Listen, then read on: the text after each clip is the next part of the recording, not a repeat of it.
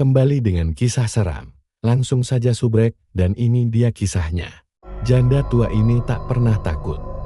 Mesikir jadi perisainya. Di sebuah desa kecil yang dikelilingi hutan rimbun dan sungai keruh, hiduplah seorang janda tua bernama Buramlah. Rambutnya telah memutih, tubuhnya membungkuk, tapi matanya tajam dan teduh. Setiap hari selepas subuh hingga tengah malam, ia duduk bersila di serambi rumah kayunya, melantunkan zikir dengan suara lirih tapi mantap.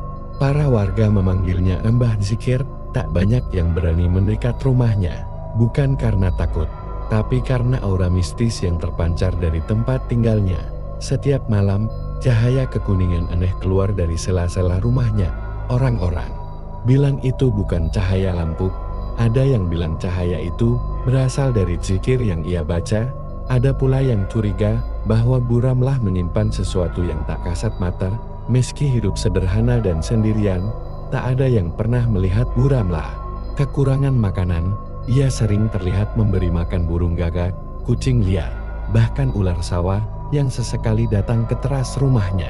Aneh, tapi semua makhluk itu tampak jinak di hadapannya. Namun, suasana desa berubah sejak seorang dukun muda pindah dari kota dan membuka praktik pengobatan alternatif.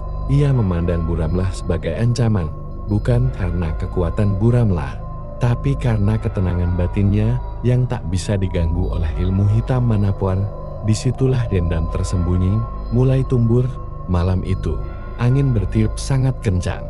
Buramlah masih duduk bersila dengan tasbih kayu cendana di tangannya. Di luar rumah, sesosok bayangan hitam besar berdiri di bawah pohon beringin. Matanya merah menyala, dan dari tubuhnya menyembur aroma amis darah. Ia adalah utusan sang dukun. Baru bayangan itu mulai merayap ke dinding rumah Buramlah, mencoba masuk lewat lubang ventilasi dan celah atap. Tapi begitu zikir dilantunkan makin cepat dan merdu, cahaya keemasan membentuk semacam perisai. Bayangan itu melengking, terbakar cahaya zikir, dan mundur ke kegelapan malam. Di tengah malam, Buramlah bermimpi aneh. Ia berjalan di kuburan tua, sendirian, hanya ditemani suara zikirnya sendiri. Di ujung makam yang retak, muncul suara tua berbisik, "Waktumu belum habis, tapi mereka akan terus mencoba." Suara itu lenyap bersamaan dengan tiupan angin dingin yang membangunkannya. Ketika terbangun, ia menemukan tanah di halaman rumahnya terbelah kecil, seperti baru digali. Di dalamnya tertanam boneka jerami dengan wajah yang mirip dirinya. Ada jarum panjang menusuk dadanya, tapi Buramlah hanya tersenyum, membasahi boneka itu dengan air wudhu, lalu melanjutkan zikir. Pagi harinya, awan mendung menggantung rendah. Langit tampak berat dan kelabu. 3 warga yang kemarin datang ke dukun muda mengaku mimpi buruk tentang Buramlah. Dalam mimpi itu, mereka melihat Buramlah menjadi raksasa, melahap manusia, dan menyemburkan api dari mulutnya. Ketakutan mulai menyebar. Mereka datang ke rumah Buramlah dengan emosi meluap, menuduhnya sebagai penyebab kesialan di desa. Tapi sebelum kata-kata mereka selesai, angin berhenti, burung-burung diam, dan tanah bergetar pelan. Buramlah membuka pintu dan memandang mereka tanpa berkata apa-apa. Hanya tasbihnya yang bergerak. Tiba-tiba, salah satu dari mereka terjatuh ke tanah, kejang-kejang, mulutnya berbuik. Yang lain panik dan berlari. Buramlah tetap tenang. Ia dekati pemuda itu, lalu bisikan kalimat zikir ke telinganya perlahan. Kejangnya berhenti. Ketika sadar, pemuda itu menangis dan mencium tangan Buramlah, meminta ampun. Namun, insiden itu menjadi bahan gosip baru. Dukun muda menyebarkan cerita bahwa Buramlah menggunakan jin untuk menundukkan warga. Ia mulai meracik santet dengan benda-benda pribadi Buramlah yang berhasil dicurinya melalui anak buahnya yang menyamar sebagai tamu malam hari. Dukun muda itu mengirim santet tak biasa melalui bayangan. Pada malam hari, saat Buramlah duduk menghadap kiblat, bayangannya sendiri mulai bergerak aneh, seperti menari dalam arah yang bertentangan dengan tubuhnya. Bayangan itu tertawa kecil, lalu mengulurkan tangan ke arah Buramlah. Saat itu pula, tubuh Buramlah mulai merasa berat, dadanya sesak, matanya berkunang, Tapi ia tetap menggenggam tasbih, memejamkan mata, dan membaca zikir dengan niat yang semakin bulat. Cahaya keemasan memancar dari tasbihnya, lalu merambat ke seluruh tubuh, mengurungnya dalam lingkar cahaya. Bayangan itu mendesis, terbakar perlahan, namun tak menghilang sepenuhnya. Ia mundur, menempel di dinding, lalu menyerap ke lantai seperti air yang ditumpahkan. Buramlah jatuh lemas, namun masih hidup. Ia tahu, kekuatan yang dikirim kepadanya bukan dari dunia ini semata. Ini adalah ujian. Di pagi hari, beberapa tetangga melihat tapak kaki hitam mengarah dari rumah Buramlah ke hutan. Aneh, karena tapaknya hanya satu arah keluar, tidak ada yang masuk. Beberapa warga mulai ragu, ada yang mulai percaya Buramlah adalah orang suci yang sedang diuji. Tapi sebagian masih menaruh curiga. Sumur tua di belakang rumah Buramlah sudah lama tak digunakan, tapi malam itu terdengar suara air menggelegak dari dalamnya. Ketika Buramlah mengintip dari jendela, ia melihat kabut tipis mengepul dari arah sumur, disertai suara seperti orang menangis tertahan. Saat ia mendekat dengan membawa lampu tempel, kilatan cahaya dari zikirnya membuat kabut tersibak. Dari dalam sumur, muncul tangan-tangan kurus pucat berusaha keluar, seperti mayat-mayat yang hidup kembali. Mereka meraih udara, merintih, memanggil-manggil nama Buramlah. Dengan suara serak, Buramlah tidak panik. Ia mengambil segenggam garam yang telah dibacakan ayat kursi, melemparkan ke dalam sumur sambil terus berzikir. Tangan-tangan itu mengejang, mengepul seperti abu, dan air sumur mendadak menjadi tenang. Buramlah tidak panik. Ia mengambil segenggam garam yang telah dibacakan ayat kursi, melemparkan ke dalam sumur sambil terus berzikir. Tangan-tangan itu mengejang, mengepul seperti abu, dan air sumur mendadak menjadi tenang. Aroma busuk yang semula keluar berubah menjadi harum samar seperti bunga melati.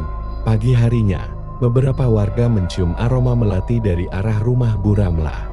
Beberapa mulai merasa bersalah karena pernah mencurigainya.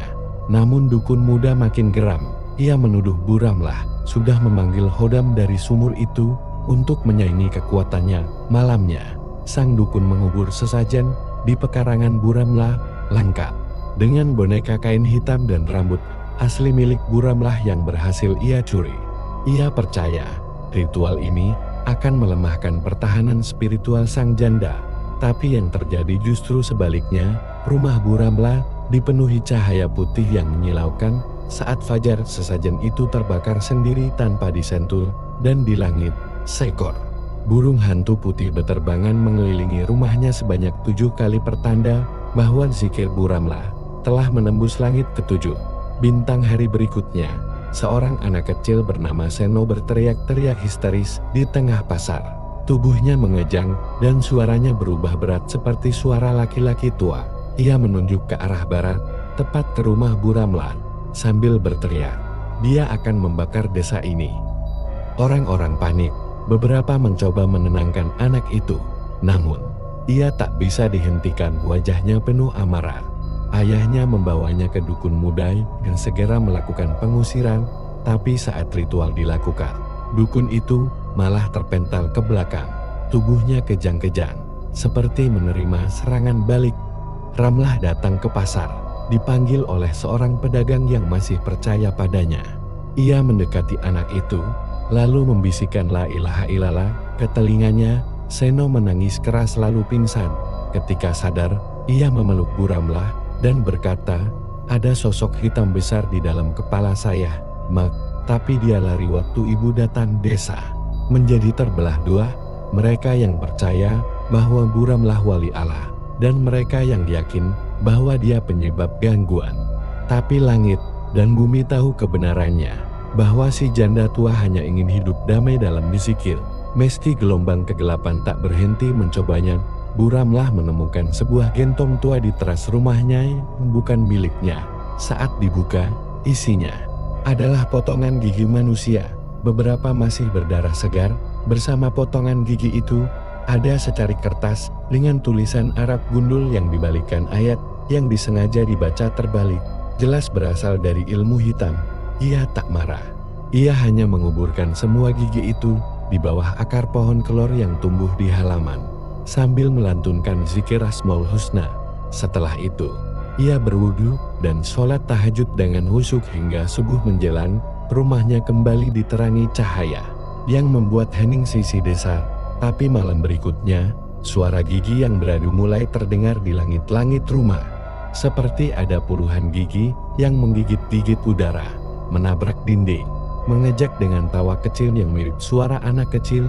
Buramlah tahu itu bagian dari gangguan yang dikirim dengan amalan jahat. Ia mengambil segelas air zam-zam yang ia simpan bertahun-tahun. Ia minum seteguk, lalu sisanya ia siramkan ke dinding dan langit-langit sambil terus berzikir. Suara gigi itu meledak seperti pecahan kaca, dan malam itu kembali sunyi. Seekor ular besar tanpa kepala merayap ke dalam rumah Buramlah saat malam hampir berganti. Tubuhnya berkilau kehijauan, dan baunya seperti mayat yang telah busuk seminggu. Namun anehnya, ia tak bergerak sembarangan, seperti mengikuti jejak tertentu. Ramlah hanya memandangi makhluk itu, lalu mengambil kain putih yang biasa ia gunakan untuk salat. Ia lemparkan kain itu ke atas ular itu, sambil membaca zikir dengan nada seperti mendendangkan tamban. Saat kain menutupi tubuh ular itu, tubuhnya berhenti bergerak. Ular itu meleleh seperti lilin panas, mengeluarkan suara desis menyakitkan, lalu menguap perlahan seperti asap dupan. Saat itu, dari langit-langit rumah terdengar suara wanita menangis, bukan suara manusia. Lebih mirip tangisan makhluk yang telah kehilangan tempat tinggalnya. Di rumah dukun muda, sebuah kendiang biasa digunakan untuk menyimpan minyak ritual tiba-tiba retak. Dukun itu memuntahkan darah segar tanpa sebab. Ia sadar, Buramlah bukan orang sembarangan, tapi ia sudah terlalu dalam membangkitkan amarah kegelapan untuk bisa mundur. Salah satu sisi dinding rumah Buramlah mulai mengeluarkan darah, merembes pelan seperti air hujan, namun warnanya merah pekat dan baunya sangat amis. Zikir yang biasa ia baca tak langsung mempan. Ada sesuatu yang sangat tua dan kelam yang sedang dipanggil dari balik dimensi gelap. Buramlah tahu, ini bukan sekadar santet biasa, ini bentuk kemarahan dari roh-roh buangan, makhluk-makhluk dari masa lalu yang tak pernah diterima oleh langit maupun bumi. Ia mempercepat zikir, tangannya bergetar, matanya tertutup rapat, keringat membasahi mukanya. Ketika zikir mencapai nama Ya Nur, Ya Hadi, cahaya dari tubuhnya menyebar dan membakar darah di dinding hingga mengering. Namun bekasnya tetap ada jejak merah seperti tangan yang mencoba keluar dari dalam tembok. Ia biarkan saja, itu menjadi peringatan bahwa gelombang berikutnya akan lebih besar. Di sisi lain, dukun muda jatuh sakit, suaranya serak, wajahnya pucat, dan ia mulai mengigau tentang cahaya yang membakar kulitnya. Ia sadar, satu-satunya cara menang adalah mengirim santet terakhir yang hanya bisa dilakukan dengan darah perawan dan tulang bayi. Malam itu, bayangan di sekitar rumah Buramlah tidak lagi mengikuti arah cahaya. Bayangan tiang, pohon, bahkan tubuhnya sendiri semuanya hidup dan mulai menari dengan gerakan aneh. Setiap zikir dilantunkan, satu bayangan akan pecah menjadi dua, seperti membelah diri. Suasana menjadi mencekam. Rumah kecil itu dikepung ribuan bayangan yang bergerak seperti air hitam. Ada suara-suara yang menyelip di antara desir angin, menyerupai suara orang-orang yang telah lama meninggal. Mereka memanggil nama Buramlah dengan suara lemah seperti bisikan dari liang kubur. Buramlah tetap tenang. Ia mengambil Al-Quran usang warisan almarhum suaminya, lalu membacanya dengan nada mendalam. Ayat demi ayat menggema, membuat bayangan-bayangan itu menjerit dan mulai mencair. Suara zikirnya membelah malam seperti petir yang menyalak dari langit. Pukul 3 dini hari, hujan turun deras, semua bayangan lenyap. Hanya menyisakan satu bayangan dukun muda yang kini terikat oleh zikir Buramlah. Bayangan itu tertanam di tanah halaman, tak mampu lari. Dukun itu menjerit di tempat tidurnya, merasakan tubuhnya terbakar dari dalam. Di bukit belakang desa, ada makam tua yang tak lagi terurus. Konon, tempat itu pernah menjadi lokasi pengorbanan zaman penjajahan. Manusia-manusia dibakar hidup-hidup karena dianggap membawa penyakit. Disitulah dukun muda melakukan ritual terakhirnya. Ia mengubur tulang bayi hasil curian dari makam baru. mencampurnya dengan darah perawan yang ia peroleh dari praktik kelam. Lalu ia memanggil makhluk bernama Kurasa, jin pembakar hati, penjilat cahaya. Namun Kurasa bukan makhluk yang bisa dikendalikan dengan mudah. Saat dipanggil, ia menuntut tumbal ketujuh, nyawa sang pemanggil sendiri. Tapi dukun itu menolak. Sebagai gantinya, ia arahkan makhluk itu untuk membunuh Buramlar dan memakan cahaya zikirnya. Malam itu, angin mati, langit tidak bergerak cahaya. Lampu minyak di rumah Buramlar tiba-tiba redup. Ia tahu makhluk yang datang malam ini bukan sembarang jin. Ini adalah penghuni dimensi bawah tanah, makhluk yang bahkan setan pun enggan menyapanya. Kurasa datang dalam bentuk asap hitam yang berputar seperti pusaran angin. Dari pusaran itu muncul dua mata merah darah dan cakar api yang menyentuh tanah, membakar rumput hingga menjadi arang. Setiap kali Buramlah berzikir, makhluk itu meringis, tapi tidak terbakar seperti sebelumnya. Ia sudah dilapisi oleh darat dan tulang manusia, membuatnya kebal. Zikir biasa tak lagi cukup. Buramlah menutup pintu dan mulai melakukan salat malam. Setelah itu, ia membuka lemari tua dan mengambil kitab kuno warisan suaminya, kitab putih yang hanya boleh dibaca dalam keadaan darurat. Ia membaca zikir dari kitab itu, zikir langit ketujuh yang hanya boleh dibaca satu kali dalam hidup. Saat lafaz suci itu keluar dari mulutnya, cahaya dari langit turun seperti benang-benang putih menembus atap rumah. Kurasa meraung. Tubuhnya meledak menjadi ribuan belatung yang menempel di dinding. Tapi sebelum lenyap, Kurasa meninggalkan luka di dada Buramlah, sebuah luka berbentuk mata, berdenyut, dan terkadang berkedip. Itu bukan luka biasa, tapi pintu pengintai. Dukun muda kini bisa melihat dan merasakan dari dalam tubuh Buramlah. Luka itu tak sembuh. Setiap kali Buramlah berzikir, mata itu ikut bergerak. Kadang menatapnya dari balik dada. Ia merasa lelah. Tubuhnya melemah, tapi jiwanya tetap kuat. Ia tahu, perang ini sudah bukan lagi antara manusia dan jin, tapi antara hati yang ikhlas melawan hati yang penuh gendat. Buramlah tak pergi ke tabib. Ia tahu pengobatan lahir tak akan membantu. Ia perbanyak berzikir, memperbanyak salat malam, dan membaca surat Yasin setiap selesai subuh. Mata itu mulai kehilangan warna merahnya, perlahan menjadi abu-abu. Malam ketujuh, setelah luka itu muncul, Buramlah bermimpi masuk ke dalam dadanya sendiri. Di sana ada ruang kosong gelap, dan di tengahnya berdiri dukun muda, memandangnya sambil menangis. "Mengapa zikir ibu tidak pernah berhenti?" "Saya Lan," katanya. Buramlah hanya menjawab satu kalimat, "Karena Tuhan tak pernah berhenti memelihara saya." Saat itu pula mata di dadanya pecah, dan luka itu sembuh dalam semalam. Dukun muda terbangun dari tidurnya dengan tubuh penuh darah dan suara tangisan bayi yang terus memanggilnya bapak. Sebagai langkah terakhir, dukun muda mencoba membangkitkan satu mayat dari kubur tua yang ia percaya dulunya adalah dukun perempuan kuat. Tapi ia salah. Yang ia bangkitkan adalah jasad yang pernah dikutuk oleh wali zaman dulu karena mempermainkan agama. Mayit itu bangkit dalam keadaan setengah hancur. Tangannya terikat rantai dari dimensi gaib, dan mulutnya tak bisa berkata, hanya menggeram dan menangis. Ia tak bisa dikendalikan, tapi tetap berjalan menuju rumah Buramlah. Buramlah melihat sosok itu dari kejauhan, berjalan tersiap melewati pematang sawan. Saat ia semakin dekat, tanah di bawah kakinya menghitam. Namun begitu melewati pagar rumah Buramlah, sosok itu berhenti. Ia berlutut, seperti meminta ampun, dan tubuhnya hancur menjadi debu. Di tengah debu itu, tersisa sehelai kain kafan dan sebuah tulisan. "Bukan dia musuhmu." Buramlah terdiam. Ia tahu, musuh utamanya kini bukan jin, bukan mayit, tapi hati manusia yang tersesat karena haus kekuasaan. Buramlah mulai sering bermeditasi di antara pohon kelor dan pohon bidara di halaman belakang. Suatu malam, saat bulan purnama, ia melihat sosok suaminya datang dalam cahaya biru. "Waktumu hampir habis, Ramlah, tapi kau masih punya satu tugas." "Tugas apa?"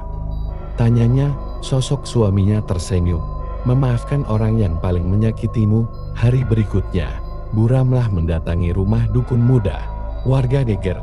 Tapi dukun itu hanya bisa terduduk lemas, tubuhnya penuh luka, lidahnya keluh. Saat Bu Ramlah menatap matanya, ia berkata lembut, "Kau tak perlu takut, aku datang membawa maaf, bukan murka." Dan malam itu, untuk pertama kalinya, sejak tinggal di desa, sang dukun muda menangis di pangkuan seorang perempuan janda tua yang ia coba bunuh berkali-kali. Tapi Bu Ramlah hanya membelai kepalanya sambil berzikir, menuntunnya kembali ke cahaya. Dukun muda kini hanya seorang lelaki ringkih yang terbaring lemah. Tubuhnya kurus, kulitnya pucat seperti tak tersentuh cahaya.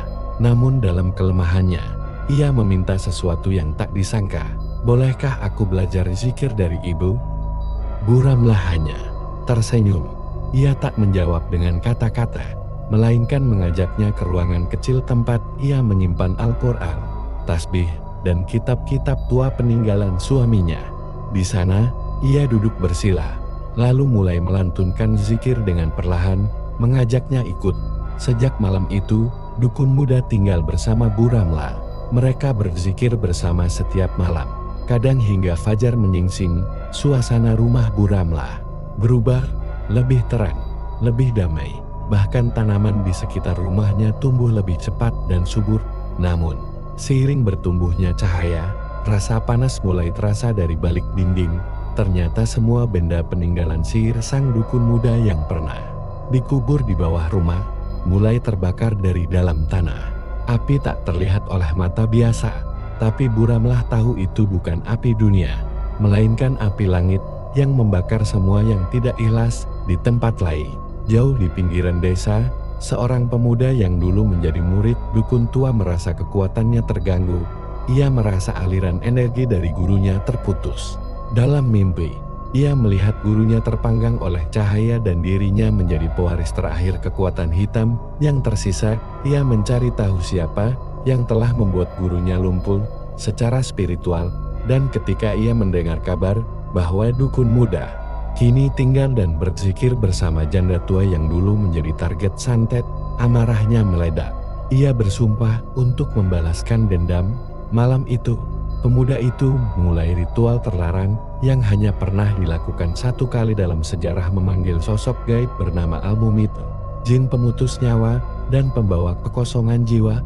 Makhluk ini tidak menyerang tubuh, melainkan memutus hubungan manusia dengan Tuhannya. Di saat yang sama, Bu Ramlah tengah sujud panjang dalam tahajud. Ia merasakan hawa dingin yang tak biasa merambat dari bawah tanah, masuk ke pori-pori, dan mencoba memadamkan cahaya zikirnya. Namun di belakangnya, dukun muda turut bersujud. Mereka tak sadar, malam itu akan jadi malam ujian terakhir. Tepat tengah malam, angin berhenti total. Waktu seperti membeku, tak ada suara jangkrik, tak ada hembusan dedaunan di langit. Bulan hilang ditelan kabut pekat. Lalu terdengar suara, bukan dari mulut, tapi langsung masuk ke dalam kepala Bu Ramlah dan dukun muda. "Aku datang untuk memadamkan cahaya zikir kalian," bisik Al-Mumit dari jendela rumah. Sesosok tubuh hitam raksasa berjalan perlahan. Tubuhnya tak memiliki wajah, hanya mulut penuh gigi yang menganga terus-menerus. Setiap langkahnya membuat tanah retak dan tumbuhan layu. Ia tak menatap, tapi semua orang bisa merasa ditatap. Bu Ramlah berdiri, tubuhnya goyah, tapi ia memegang erat tasbihnya. Dukun muda di sampingnya mulai gemetar, matanya memerah. Al-Mumit mencoba merasuki pikirannya, membisikkan ketakutan lama, rasa malu, dan keputusasaan masa lalu. Tapi sebelum semuanya runtuh, Bu Ramlah menggenggam tangan dukun itu dan berseru, "Kita zikir bersama. Jangan ikut rasa takutmu, Allah lebih besar dari semua bayangan." Mereka berzikir bersamaan. Perlahan suara zikir itu membentuk semacam dinding suara, seperti gema yang tak bisa ditembus. Al-Mumit merong, lalu memecah menjadi kabut gelap yang terlampar ke langit, terjerat oleh cahaya yang turun seperti tali-tali perak dari langit ketujuh. Keesokan malamnya, suara aneh terdengar dari seluruh penjuru desa. Suara-suara doa yang dibalik, ayat-ayat yang dibaca terbalik. Tangisan bayi bercampur tawa wanita tua. Warga panik, beberapa pingsan, beberapa muntah darah. Ada yang melihat kilatan hitam berterbangan di langit seperti burung-burung neraka. Pemuda murid dukun tua yang memanggil Al-Mumit tak menyerah. Ia memutuskan menjadi wadah bagi makhluk itu, menggabungkan tubuhnya dengan roh si jin demi satu tujuan, membunuh Buramlah. Saat itu, langit berubah merah darah. Petir menyambar tak karuan, rumah Buramlah berguncang seperti dilanda gempa. Namun, ia tak bergerak, ia hanya berzikir. Dukun muda berada di belakangnya, tak henti mengulang kalimat la haula wala quwata illa billah. Tiba-tiba atap rumah terbelah. Sosok setengah manusia setengah jin itu muncul, melayang, matanya tak terlihat, karena seluruh wajahnya menyala seperti bara. Tapi begitu Buramlah menatapnya, cahaya dari mata Buramlah menembus makhluk itu, membuatnya menjerit dalam bahasa yang tidak dikenal manusia. Cahaya ini bukan milikku, ini dari Tuhan yang kalian lupa, ucap Buramlah dengan suara yang tak lagi seperti suara wanita tua biasa, melainkan suara yang menggetarkan setiap dinding jiwa. Makhluk itu terbakar perlahan, seperti kertas yang dilalap api, meninggalkan suara tangisan dan angin dingin yang menyebar ke seluruh penjuru desa, dan malam pun menjadi tenang. Pagi harinya, langit cerah seperti tak pernah terjadi apa-apa. Namun rumah Buramlah dipenuhi warga. Mereka mendapati Buramlah masih duduk bersila, tasbih di tangan, senyum mengembang, tapi tubuhnya sudah dingin. Ia telah pergi dengan tenang, tanpa luka, tanpa sakit. Wajahnya bercahaya, dan di langit, burung putih berputar sebanyak 7 kali di atas rumahnya. Sebelum hilang di balik awan, dukun muda menangis, tapi bukan karena kehilangan, melainkan karena merasa dilahirkan kembali. Warga membangun mushola kecil di bekas rumah Buramlah. Setiap malam Jumat, suara zikir diputar dari rekaman terakhirnya, dan anehnya, suara itu seperti tak pernah berdebu waktu masih jernih, masih hangat, masih membuat hati bergetar. Dan di antara pepohonan desa, kadang tampak bayangan putih berjalan perlahan, membawa tasbih kayu cendana di tangan kirinya. Ia tak menoleh, tak berbicara, hanya memastikan bahwa zikir tak pernah padam dari desa yang dulu hampir ditelan gelap.